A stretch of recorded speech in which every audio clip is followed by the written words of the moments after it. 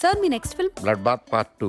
Part 1 flop అయింది కదా sir. అందుకే పార్ట్ 2 తీస్తున్నాను. ఇది ఫ్లాప్ అయితే పార్ట్ 3 తీస్తాను. ఆడియన్స్ మీద రివెంజ్ అన్నమాట. సంపత్ నంది గారు వదిలని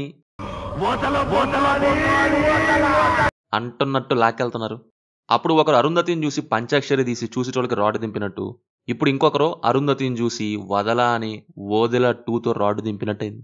నచ్చలేదు గాయస్ నాకైతే.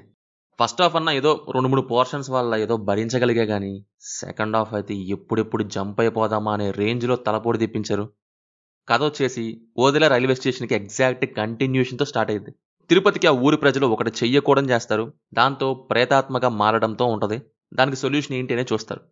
సింపుల్గా చెప్పాలంటే అరుంధతి అండ్ విరూపాక్ష మిక్సీ కొట్టి అబ్రకదబ్రా చేసి 2.5 గంటలు లాగే ప్రయత్నం తప్ప స్టోరీ టెల్లింగ్ని ఇంట్రెస్టింగ్గా చెప్పిందే లేదు. ప్రతిదీ హెవీ డ్రాగ్ అనమాట.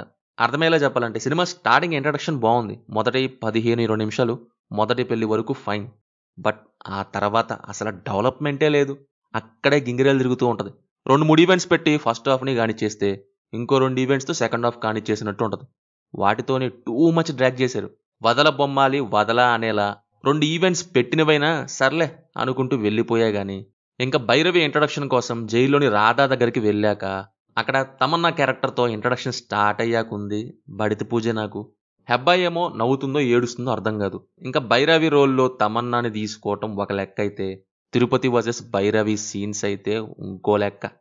పవర్ఫుల్గా థ్రిల్లింగ్గా ఉండాల్సిన పోర్షన్స్ అన్ని నువ్వు ఏ అంటే నేను బి అంటా, నువ్వు సి అంటే నేను డి అంటా అన్నట్టు ఆ రైమింగ్స్ ఏంటో, తిప్పించోడే తిప్పి ఆ నేరేషన్ ఏంటో, సైకిల్ వర్సెస్ స్నేక్ ఫైట్ ఏంటో, రెడ్ లైట్లు బ్లూ లైట్లు మొహానేయడం ఏంటో, వాళ్ళిద్దరి క్లాష్ మధ్యలో మనుషులు బలవడమే కాదు చూసి నేను కూడా బలయ్యాను. నేనేదో భూత ప్రేతాత్మ సమాధి ఊరు క్షుద్ర పూజ మరణాలంటే థ్రిల్లింగ్గా మార్చారేమో ఓదెల 2 నన్ను వెళ్తే తాట తీసి పంపించారు.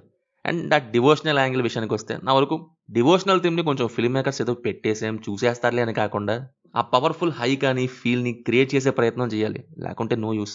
నాకైతే అసలు సెకండ్ హాఫ్ వెళ్ళిపోదామనే ప్రతిసారి అనిపించింది. ఏదో స్టేజ్ డ్రామా చేసినట్టు ఉంటాయి అన్ని సీన్స్. ఇప్పుడు వచ్చి మాట్లాడాలి, ఇప్పుడు మీ ఇద్దరు అక్కడ నుండి పక్కకి వెళ్ళండి, ఏదో సంథింగ్ అంతా ఏదో ఆర్టిఫిషియల్ సెటప్ అనమాట.